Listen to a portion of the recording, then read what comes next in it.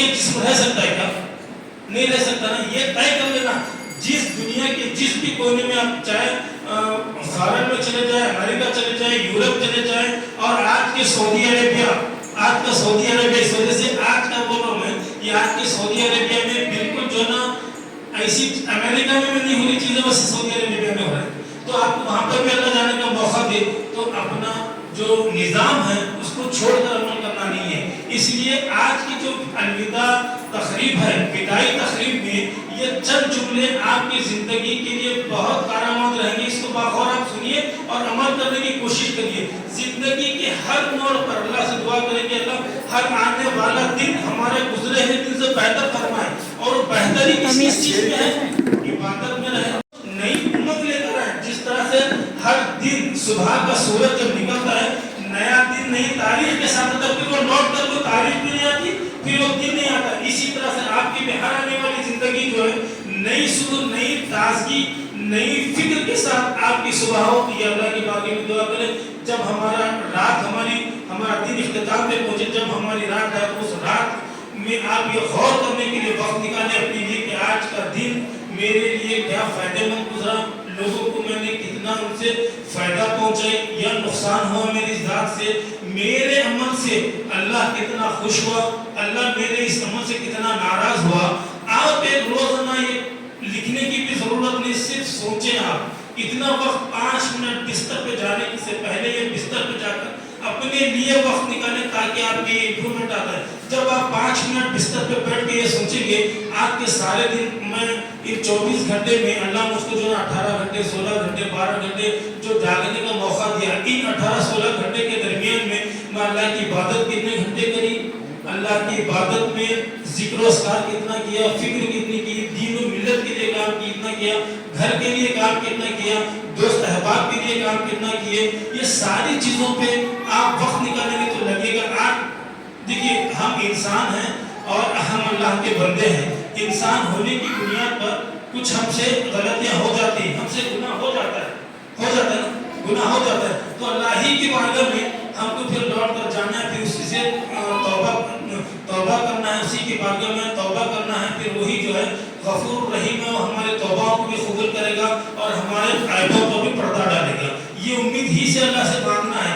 جب آپ سوچیں کہ آج کا ایک دن نکل گیا, آج کے دن سمجھ لیجیے ہم نے 10 گناہ کیے, تو لگے گا ارے میں سونے سے پہلے کہ مجھ سے 10 گناہ ہوئے ہیں, تو کل کے دن آپ 10 نہیں کریں گے. غفلت سے ہو گئے 8 ہو سکتے ہیں, 10 نہیں ہو سکتے, 6 ہو سکتے ہیں, 10 نہیں ہو سکتے. پھر وہ دوسرے دن آپ غور کریں ارے آج میں سے 8 ہو گئے. یہ صرف آپ کا 8 دن کا عمل, میکسیمم 1 مہینے کے عمل میں آپ اتنے متقی ہو جائیں گے, اتنے پرہیزگار ہو جائیں گے. آپ اٹھیں گے, چلیں گے, ایک فکر لاحق ہوگی میرے لیے کوئی دیکھنے والا ہے, میرا کریٹر ہے جو مجھے دیکھ رہا ہے, مجھے گناہوں سے بچنے. آپ ایک ایٹومیٹکلی غیبانی طور پر ایسی فکر لاحق ہوگی نہیں مجھے یہ کام نہیں کرنا چاہیے, یہ کام کرنے سے اللہ سبحانہ و تعالیٰ ناراض ہوگا, اللہ کے رسول صلی اللہ علیہ وسلم ناراض ہوں گے, اور مجھے مرنا بھی ہے. جب مرنا ہے تو سب سے پہلے مجھے چہرہ کسے دکھانا ہے, کسے دکھانا ہے چہرہ مرنے کے بعد؟ مرنا تو سب کو ہے نا, کہ کوئی مرنے سے ڈرتے ہیں اور نہیں مرنے کا ارادہ کر کے آئے ہیں, ایسا ہے کیا؟ آپ کوئی 50 سال رہیں گے, کوئی 60 سال رہیں گے, 70 سال, میکسیمم 100 سال رہیں گے. 100 سال کے بعد بھی موت ہے, 100 سال سے پہلے بھی موت ہے. مرنے کے بعد یہ تصور کریں جس کے صدقے ہمیں مسلمان بنا کے پیدا کیا اللہ سبحانہ وتعالیٰ, اسی کا چہرہ ہمیں سب سے پہلے دیکھنا ہے. یہ جذبہ آپ کے دل میں آ گیا, یقین مانیے کبھی آپ کی طبیعت گناہوں کی طرف بھی نہیں جائے گی, برائی کی طرف بھی نہیں جائے گی, نہ کسی کو دھوکہ دینے کی طرف جائے گی, نہ کسی کے سے ساتھ چالاکی کر کے اپنے مفاد کے لیے کسی کو دھوکہ دینے کی طرف نہیں جائے گی. یہ بہت امپورٹنٹ چیز ہے. ابھی آپ کو دنیا داری نہیں معلوم ہے, آپ یہ سمجھ لیجئے مجھے مرنا ہے تو سب سے پہلے اس دنیا فانی سے کوچ کر جانے کے بعد مجھے چہرہ دکھانا ہے جس نبی کا میں کلمہ پڑھ رہا ہوں. جب آپ دفن ہونے کے بعد یا میں دفن ہونے کے بعد مجھے جب پیش حضور صلی اللہ علیہ وسلم کی میرے قبر مبارک میں پیش کیا جائے گا تو فرشتے جو ہمارے منتظر کے ہمارے ساتھ ہیں, جو فرشتے وہ پوچھیں گے بتاؤ ان کے بارے میں تم کیا کہا کرتے تھے, تو وہ عربی عبارت ہے ما کنت تقول فی حق کہ ھذا رجل, کہ اس مرد مجاہد کے بارے میں اس دنیا میں تم کیا کہتے تھے؟ تو یہ ہمارا ایمان ہونا، مرنا طے ہے نہیں، مرنے کے فوری بعد کسی اللہ کو نہیں دیکھ رہے ہیں، کس کو دیکھ رہے ہیں؟ حضور صلی اللہ علیہ وسلم کو دیکھ رہے ہیں۔ تو ہمارا حضور صلی اللہ علیہ وسلم سے کیسا تعلق ہونا چاہیے وہ سوچیے، کیوں ہمارے سارے اعمال، ہماری ساری زندگی کی جو ایکٹیویٹی ہے حضور صلی اللہ علیہ وسلم کے سامنے روز محشر بتایا جائے گا۔ جیسے آج تیری فلم میں اتنا ہر چیز ہمیں یاد آ جائے گی، ہر وقت کے ساتھ ساری چیزیں ہم کو، آج جو اسپیچ آپ کو دے رہا ہوں یہ الفاظ بھی آپ بھی موجود رہیں گے، میں بھی موجود رہوں گا، روز محشر سجا رہیں گے، سرکار رہیں گے، اللہ سبحانہ وتعالیٰ کی بارگاہ میں یہ پیش کیا جائے گا کہ آج میں آپ کو کیا بول رہا ہوں۔ جب یہ عمل اس سے آپ کو فائدہ ہوگا تو یہ فائدہ میرے لیے صدقہ جاریہ بنے گا، تو میری نجات کا بھی ذریعہ بن سکتا ہے۔ آپ ان گفتگو کو سمجھ کے چلیں گے تو یہ آپ اپنے ذہن میں رکھیں کہ ہمیں مرنا ہے اور حضور صلی اللہ علیہ وسلم کو ہمارا چہرہ مبارکہ دکھانا ہے، اس چہرہ انور کو دیکھ کر، سمجھ رہے ہیں؟ تو جب ہمارا ذہن کیا کھلے گا، جب ہم عمل کرتے رہیں گے تو بالکل شفاف نیک نیتی کے ساتھ ذہن کو پاک رہ کر بالکل ایمانداری کے ساتھ کام کرتے رہیں گے، اس لیے کہ ہمارا اللہ ہمیں دیکھ رہا ہے اور ہم مرنے کے بعد حضور صلی اللہ علیہ وسلم کو ہمارا چہرہ دکھانا ہے۔ جب یہ چیز آپ کے ذہن گمان میں ہمیشہ کشت کرتے رہے گی تو آپ کوئی غلط کام بھی نہیں کریں گے، کسی کو غلط دھوکہ بھی نہیں دیں گے۔ اکثر پروفیشنل لیول میں دھوکے کا، میں as a to be practical آپ کو بات کروں، جب آدمی جب پروفیشنل میں آ جاتا ہے تو دھوکہ دینے کی سازشیں رچنا شروع کر دیتا ہے۔ اسی طرح سے روزانہ ہمارے اسکول میں ایک حدیث مبارکہ پڑھائی جاتی ہے نا، اسی مبارک حدیث مبارکہ اکثر حدیث میں سے ایک حدیث مبارکہ یہ بتائی جاتی ہے، جو دھوکہ دیتا ہے وہ ہم میں سے نہیں ہے۔ پڑھتے نا، اس کو ذہن میں بھی رکھنا چاہیے نا، صرف اسکول کے وقت میں پڑھ کر نکلنا نہیں ہے، یہ الفاظ، یہ باتیں، یہ چیزیں، یہ حدیث مبارکہ آپ مرنے تک صرف آپ کے ذہن میں نہیں رہنا ہے، آپ کی جنریشن میں ان چیزوں کو آگے بڑھانا ہے، ان چیزوں کو لوگوں کو ترغیب کے ساتھ بتانا ہے کہ بھائی ہم اس اسکول میں ہر روز اس دعا کو، اس حدیث مبارکہ کو پڑھتے تھے۔ کیا پڑھتے تھے؟ کہ ہمیں کسی کو دھوکہ نہیں دینا ہے، اور دھوکہ دینے والا جو ہے نا حضور صلی اللہ علیہ وسلم فرمایا وہ ہم میں سے نہیں ہے۔ تو اس کا بہت خیال رکھیے۔ پروفیشنل میں آنے کے بعد بتانا اس وجہ سے چاہ رہا ہوں، اس چیز کو آپ کو آئیڈینٹیفائی اس واسطے کرنا چاہ رہا ہوں، لوگ اکثر کیا ہے اپنے پروفیشنل کا حق ادا نہیں کرتے، جب حق ادا نہیں کرتے گویا وہ دھوکہ دینا ہے۔ اور جب کوئی گورنمنٹ سرونٹ ہو جاتے ہیں، کوئی ٹیچر بن جاتے ہیں، ڈاکٹر بن جاتے ہیں، اپنے پروفیشنل میں بعض وقت کیا ہوتا ہے شیطان بہکانے کی کوشش کرتا ہے۔ آپ اپنے پروفیشن میں اچھا کام کرتے رہتے ہیں تو شیطان بہکا کر آپ کو دھوکہ دینے پر مائل کرا دیتا ہے، اور وہ دھوکہ دینا گویا حضور صلی اللہ علیہ وسلم فرمایا وہ ہم میں سے نہیں۔ تو اب پھر اس چیز کو ذہن میں لائیے کہ مجھے مرنے کے بعد سب سے پہلے میرا چہرہ حضور صلی اللہ علیہ وسلم کو دکھانا ہے۔ جب حضور ہی فرمایا جو دھوکہ دیتا وہ ہم میں سے نہیں ہے تو ہمیں عمل کیسا کرنا چاہیے؟ تو ہمیں وضاحت اس بات کی ہو گئی کہ ہمیں کسی کو دھوکہ دینا نہیں ہے، وہ کسی چیز کا بھی لالچ لگا دے۔ جب ہم پروفیشنل میں جاتے ہیں صرف پیسہ بولتا ہے، لوگوں کے ذہن میں بنا ہوا ہے، تو پیسے کے لیے بہت کچھ لوگ اپنے میعاد، اپنی فکر کو بیچ دیتے ہیں، اپنے ایمان کو بھی بیچ دیتے ہیں۔ تو اس سے بچنے کی کوشش کریں، اللہ سے دعا کریں کہ اللہ جب ہمیں دولت دے خیر کے ساتھ دے۔ کیسے دے؟ خیر، جس چیز میں خیر ہے وہی کامیابی ہے، اس کے علاوہ کوئی نہیں۔ ابھی جو میں سورہ کوثر پڑھا اسی میں فرما رہے ہیں کہ جو کچھ خیر ہے وہ مسلمانوں کے لیے اور مومنوں کے لیے ہے۔ اس سورہ کے ترجمے میں غور کریے، اور جو حضور صلی اللہ علیہ وسلم کے دشمن ہیں ان کے لیے کوئی خیر کا معاملہ نہیں ہے۔ تو ہمیں ہر روز خیر کی بات کرنا ہے، خیر کے لیے دعا کرنا ہے، اپنے پروفیشنل کو بہت ڈیولپ کرنا ہے۔ بڑے مڈل کلاس کے لوگ ہیں، یہ جتنے بھی لوگ بیٹھے ہوئے ہائی فائی تو ہے نہیں، مڈل کلاس کے لوگ، ہم کو آگے امپروومنٹ کرنا ہے۔ جب ہم امپروو ہوتے رہیں گے تو ہماری تہذیب، ہمارا کلچر، ہمارے اخلاق، ہماری میعاد ہمیں کہیں بھی نہیں چھوڑنا ہے، سب کو ایک دائرے میں دیکھنا ہے کہ ہمارا دین کہاں کی کس چیز کی اجازت دیتا ہے۔ تو ابھی آپ کو میں بتا رہا ہوں، جیسے آپ کو حجاب کرنا ہے، ٹوپی پہننا ہے، کرتا پہننا ہے، آپ کوئی آئی ایس آفیسر بننا چاہ رہے ہیں، آپ کو ہائر پروفیشن میں کوئی آپ کی میٹنگ میں جا رہے ہیں اور آپ حجاب کر کے جا رہے ہیں، تو آپ کو لگے گا یار یہاں تو کوئی لوگ جنس کے لیے سنگل ایسا محسوس کریں گے تو اور فیل لگے گا، ارے میرے سے ایسا کیا ہو رہا ہے کہ میں کیا کروں۔ جب آپ کا ڈائریکٹ کنیکشن، میں عام لوگوں کی باتیں میں اللہ سبحانہ و تعالیٰ کی بات پہ عمل کر کے رسول پاک کی سنت پہ عمل کر کے آج اس جگہ میں موجود ہوں. کیا موجود ہوں؟ اللہ فرمانے کہ تم پردہ کرنے کا حکم دیا گیا تو میں اللہ کی بات کو مان کر پردہ کر کے میں اس محفل میں آئی تو اللہ میری لاج رکھے گا. جب وہ آپ کے پاس کانفیڈنس آئے گا نا، وہ کانفیڈنس آئے گا نا، پھر آپ کی کوئی دنیا کی طاقت اسے توڑ نہیں سکتی. اب اس کا ایک مثال تھوڑے دن پہلے آپ لے لیجئے، جو کرناٹک کے حجاب کے موقع پر ایک میسور کی لڑکی جب حجاب پہن کر وہ سنگلز کو ڈسٹرب کرنے کے لیے کچھ دشمنان اسلام آئے تو کیا کہی؟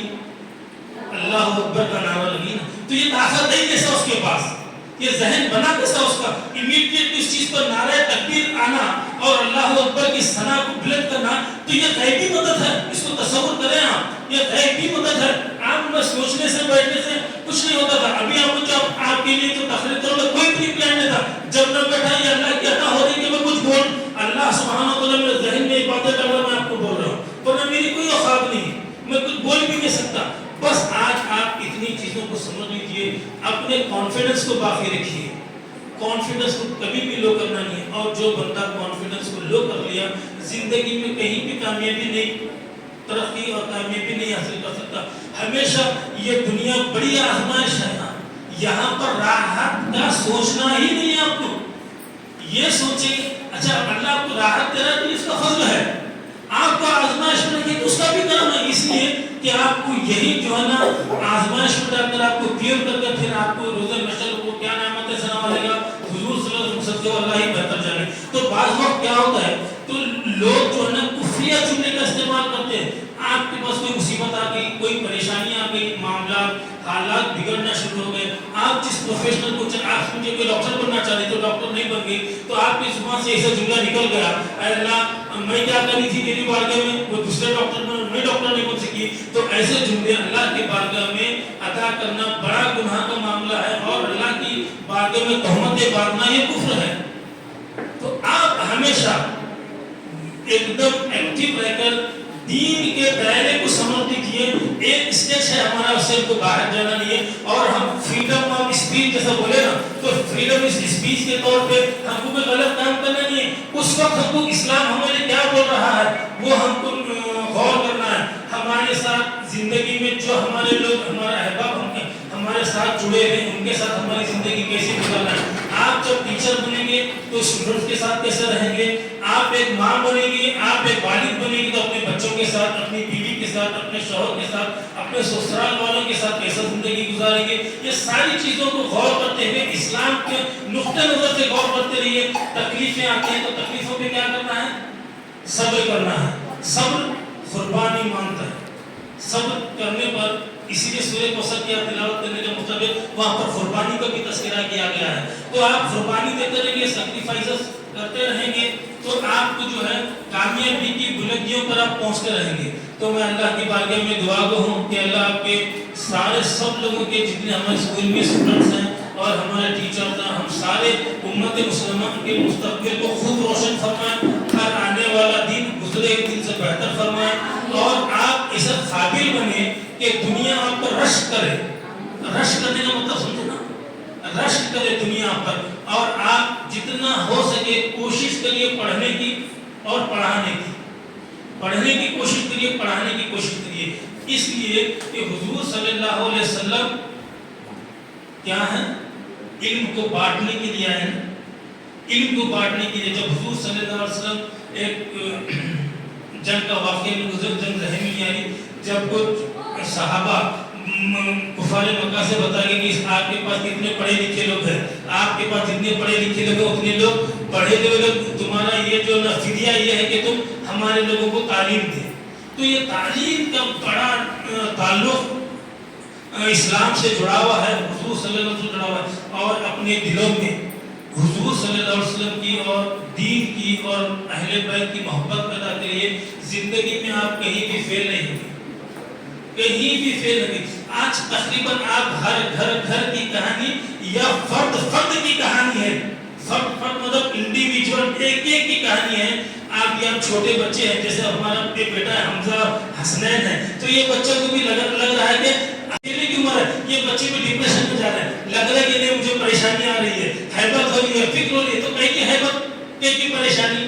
تو ان کو جب مزاج دیا گیا یہ گھر گھر کی کہانی نہیں بلکہ فرد فرد کی کہانی ہے, تو آپ کے depression, frustration, stress, tension, anxiety, یہ ساری چیزوں سے نکل کر آپ کو اسلام کے دائرے میں رہ کر اللہ کی وہ چیزیں جو ہمیں محسوس نہیں, جو ہمیں دیکھ نہیں سکتے, اور اللہ سبحانہ وتعالیٰ اپنے فضل و کرم سے ایسی چیزیں ہمیں راستے ہموار کرتا ہے, آسانیاں کر دیتا ہے, ہمارے تصور اور گمان کے باہر رہتی ہے, اور وہی ہماری کامیابی کی نشانی ہے.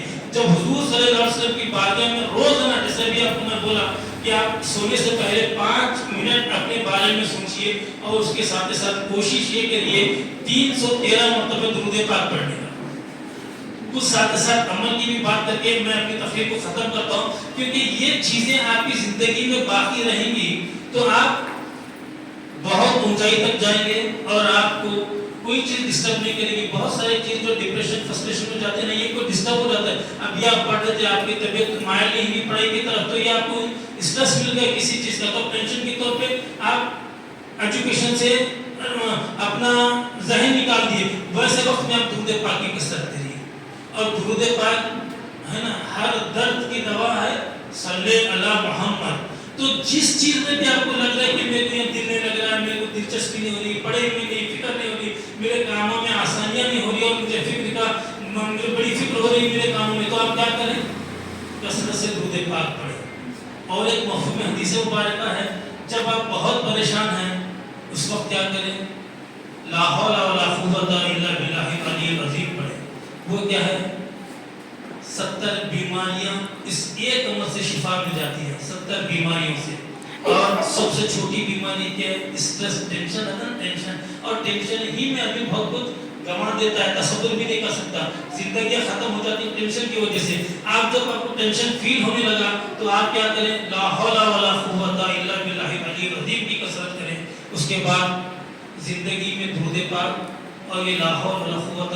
تیسری چیز یہ ہے, چلتے پھرتے اٹھتے بیٹھتے استغفار کی کثرت کریے. استغفار, استغفر اللہ من کل ذنب واتوب الیہ, یہ استغفر اللہ بھی پڑھ سکتے ہیں. تو ایسے استغفر اللہ کی اور بھی عبارتیں ہیں, آپ اس کو پڑھ سکتے ہیں. یہ پڑھنے سے ہمارے گناہ جھڑ جاتے ہیں, استغفار کی کثرت سے ہمارے گناہ جھڑ جاتے ہیں, ہم پیور ہوتے ہیں. جیسے آپ پانی کا جو فلٹر دیکھیں گے گھروں میں, آج کل فلٹر پانی آ رہا ہے, جیسے بسلری واٹر ہے آپ کا, جو پانی آپ کو کنٹینٹ فلٹر کیے کہ اس پانی کو بہا دیتے ہیں, کیا اس کو لے کے سیو کر دیتے ہیں نا. تو اسی طرح آپ کی زندگی بھی سیو ہو جائے گی. جب آپ فلٹر ہوں گے نا تو اپنی آپ کی زندگی بھی سیو ہو جائے گی. تو اللہ سبحانہ وتعالیٰ کی بارگاہ میں ہمیں پیور ہونا ہے, سیو ہونا ہے, اور کیا ہونا ہے, اپنے درجات کو بلند کرنا ہے. اس کے لیے ساری چیزوں کو غور کریے, فکر کریے اور عمل کرنے کی کوشش کریے. اللہ سبحانہ وتعالیٰ جو کہا, آپ لوگوں کو کہا ہوں, بولا ہوں, اس بولنے میں, سننے میں, کہنے میں غلطی, تو اللہ سب کو معاف فرمائے. استغفر اللہ العظیم من کل ذنب واتوب الیہ, اور ہمیں ہر آنے والا دن گزرے دن سے بہتر فرمائے, خوب برکت سے کامیابی سے نوازے. ربنا آتنا فی الدنیا حسنۃ وفی الآخرۃ حسنۃ وقنا عذاب النار وادخلنا جنۃ مع الابرار یا عزیز یا غفار یا رب العالمین. اللهم ارحمنا یا ارحم الراحمین, اللهم ارحمنا یا ارحم الراحمین, اللهم ارحمنا یا ارحم الراحمین. یا ربنا یا ربنا یا ربنا ارحم لنا ارحم لنا ارحم لنا. الصلاۃ والسلام علیک یا رسول اللہ صلی اللہ تعالی